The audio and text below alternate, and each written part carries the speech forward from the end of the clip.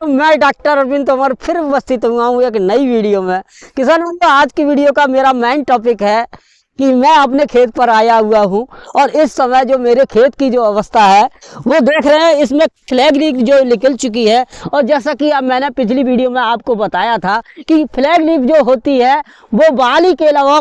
जो है 43% भोजन निर्माण में काम करती है। ये जो फ्लैग लीफ निकल चुकी है और फ्लैग लीफ ज़्यादातर सबसे ज़्यादा भोजन निर्माण करने का काम करती है। और इस समय आप देख रहे हैं ये हमारी जो गेहूं में फ्लैग लीफ देख रहे हैं, कितनी आप देख सक रहे हैं वीडियो में स्वस्थ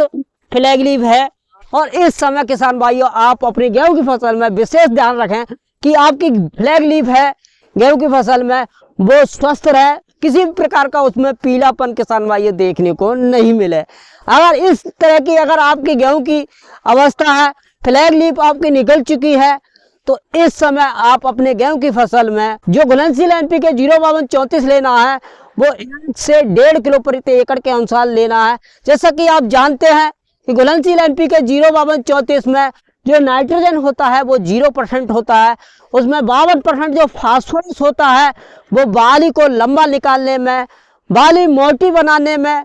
और बाली में दानों को भराव में बहुत अच्छे तरीके से काम करता है। इसमें जो 34% जो पोटास होता है वो दाने में चमक लाने में, दाने का वजन बढ़ाने में और पौधे में प्रतिरोधक क्षमता बढ़ाने में बेहतरीन तरीके से ये 34% जो पोटास होता है वो काम करता है। किसान भाइयों, इस समय आप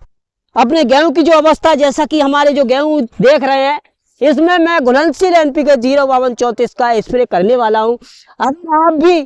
इस समय अपनी जो गेहूं की अवस्था गमोद अवस्था का समय हो और बाली निकलने की स्टेज हो, उस समय अगर आप अपने गेहूं में घुलनशील NPK का यही सही समय होता है, इस समय अगर आप स्प्रे कर देते हैं तो अभी तक जो आपकी गेहूं की फसल है हरी बड़ी खड़ी हुई है और आपने अच्छी तरीके से पाल रखी है। अगर इस स्टेज पर किसी भी पोषक तत्व की कमी अगर आपके गेहूं की फसल में किसान भाइयों हो जाती है, तो आप जिस तरह से आप गेहूं की फसल से उत्पादन लेना चाहते हैं, लेकिन अगर आपके जो गेहूं की फसल में किसी भी पोषक तत्व की कमी हो गई और फ्लैग लीफ आपकी स्वस्थ नहीं है, उसमें किसी भी प्रकार का पौधे में जो पीलापन देखने को मिल रहा है, क्योंकि गमोद अवस्था का समय है, गर्भ अवस्था का समय है, इस समय हमारे पौधे में किसी भी न्यूट्रिएंट्स की कमी नहीं होना चाहिए। तो इस समय आप घुलनशील NPK 05234 का स्प्रे 1 से 1.5 किलो प्रति एकड़ के अनुसार और एक माइक्रोन्यूट्रिएंट्स लेना है। माइक्रोन्यूट्रिएंट्स में आप बहुत ही कंपनी का माइक्रोन्यूट्रिएंट्स आपको मिल जाएंगे 250 ग्राम प्रति एकड़ के अनुसार, उसको मिलाकर स्प्रे करना है। एक फंजीसाइड ले सकते हैं, फंजीसाइड में आप कार्बोनियम 12% को जब 63% WP वाला जो टेक्निकल आता है उससे 500 ग्राम प्रति एकड़ के अनुसार, तो किसी भी प्रकार का हमारे जो है गेहूं की फसल में फंगस वाली दिक्कत देखने को नहीं मिलेगी और हमारी फ्लैग लीफ है और पौधा है स्वस्थ रहेगा। फंगस से अगर नहीं आएगा हमारे गेहूं की फसल में, तो हमारे गेहूं की जो फसल है जिस तरह से हम उत्पादन चाहते हैं उस तरह से उत्पादन किसान भाइयों ले सकते हैं। और साथ में अगर आप जो 05234 लगा रहे हैं उसके साथ बोरन का अगर इस मिलाकर स्प्रे कर देते हैं, तो किसान भाइयों हमारे जो परागण की क्रिया होती है, क्योंकि परागण में मदद करने का काम करती है, जो कि परागण होता है, फूल बनता है जब बाली में, तो परागण जब अच्छे तरीके से होता है तब दाना भी अच्छे तरीके से बनता है। तो बोरन परागण में मदद करने का काम करती है, दाना मोटा बनाने में काम करती है, फूल ड्रॉपिंग को रोकने में काम करती है। तो आप बोरन का स्प्रे जब आप 05234 लगा रहे हैं उस समय आप बोरन साथ में अगर लगा देते हैं 250 से 300 ग्राम प्रति एकड़ के अनुसार, तो आपके गेहूं में जो उत्पादन चाहते हैं और माइक्रोन्यूट्रिएंट्स की जो पूर्ति अगर कर देते हैं, मार्केट में बहुत सारे माइक्रोन्यूट्रिएंट्स आपको मिल जाएंगे, उन्हें 250 से 300 ml पर एकड़ के अनुसार अच्छी तरीके से और फंजीसाइड को मिलाकर अगर कर देते हैं, और कोई इंसेक्ट है तो इंसेक्टिसाइड का आप उपयोग कर सकते हैं, एसिटामिप्रिड ले सकते हैं 100 ग्राम प्रति एकड़ के अनुसार।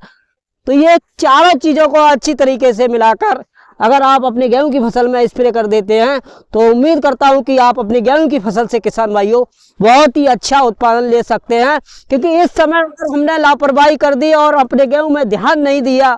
तो हमारा उत्पादन है, हम उत्पादन में पिछड़ सकते हैं। तो किसान भाइयों मेरे बताए अनुसार अगर यह जो मैंने स्प्रे बताई, एक बार फिर स्प्रे आपको बता देता हूँ, किसी प्रकार का फंगस नहीं लगे तो उसे 500 ग्राम प्रति एकड़ के अनुसार आप करने में 12% मेरे को जो 63% WP वाला जो टेक्निकल है उसे 500 ग्राम प्रति एकड़ के अनुसार लगा सकते हैं। घुलनशील NPK 05234 है, उससे आप 1 से 1.5 किलो प्रति एकड़ के अनुसार लगा सकते हैं। एक माइक्रोट्रेंस किसी कंपनी का आप ले सकते हैं, मैं किसी का नाम यहाँ नहीं लेना चाहता। आप किसी भी कंपनी का माइक्रोट्रेंस आता है लिक्विड बेस वाला, उसे 250 ml प्रति एकड़ के अनुसार लगा सकते हैं। साथ में एक इंसेक्टिसाइड ले सकते हैं, एसिटामिपिड ले सकते हैं, उसे 100 ग्राम प्रति एकड़ के अनुसार, बोरॉन 250 से 300 ग्राम प्रति एकड़ के अनुसार। ये चारों पांचों चीजों को अच्छी तरीके से मिलाकर अगर आप गेहूं की फसल में स्प्रे कर देते हैं तो 100% आपका गेहूं का जो उत्पादन है बेहतरीन देखने को मिलेगा। किसान भाई वीडियो अगर आपको अच्छी लगी हो तो ज़्यादा से ज़्यादा किसानों में इस वीडियो को शेयर करिएगा और कमेंट बॉक्स में कमेंट करके हमें ज़रूर बताइएगा कि आप गमोद अवस्था के समय किसका उपयोग करते हैं, या यूरिया का उपयोग करते हैं, यूरिया का उपयोग करते हैं तो कितना करते हैं वो भी हमें बताइएगा। तो फिर मिलते हैं एक नई जानकारी के साथ नई वीडियो में, तब तक के लिए जय किसान।